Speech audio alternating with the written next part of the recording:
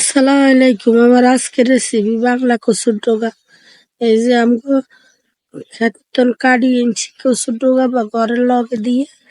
এরপরে এই জায়গার মধ্যে 3-4 রকমের ডাল দিছি, দিয়ে আপনার হেলিম ডাল দিলাম, মুগ ডাল দিলাম, আর দিলাম আপনার অ্যাঙ্কার ডাল। এগুলা দিয়ে বসাই দিছি। লগে একটু চামিচের মতো রসুন বাটা, আদা বাটা, এরপরে জিরার গুঁড়া, হলুদের গুঁড়া, মরিচের গুঁড়া এগুলা দিয়ে পরিমাণ মতো পানি দিয়ে বসাই দিয়ে এই যে পানি আবার বসাই দিলাম, দেওয়ার পরে ঢাকা দিয়ে রাখি দিয়ে ঢাকাটা উল্টায় কয়টা শিং মাছের মাথা আর লেজা দিয়ে ওগুলা দেওয়ার পরে আমি লগে আপনার কচুর ডগাটা ধুইয়ারি রাখছি কুড়ি কাটি ওগুলা দিয়ে দিছি, দিয়ে কিছু নারিকেল বাটা দিলাম, দিয়ে ওটা ঢাকা দিয়ে রাখি দিয়ে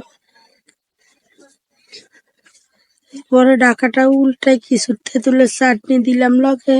যদি বাইসলি গলা ধরে তৈলে আর সুটকানি হয় তৈলে আর সুটকাইব না। এই যে বাগার দিয়ে দিলাম রসুন আর আপনার দিই পেঁয়াজ আর রসুন দিয়ে বাগার দিই উপর দিয়ে কয়টা ধনিয়া পাতা দিয়ে উঠে হালাইয়ে আমার বাংলা কচুর ডগা হয়ে গেছে। যদি আমার কাছে ভালো লাগে একটা লাইক করবেন, কমেন্ট করবেন, শেয়ার করবেন, সাবস্ক্রাইব করে দিন। আসসালামু আলাইকুম। আর অনেকে কইতেন আমার গলা এরকম, কারণ ঠান্ডা জ্বর এলাই গলা এরকম।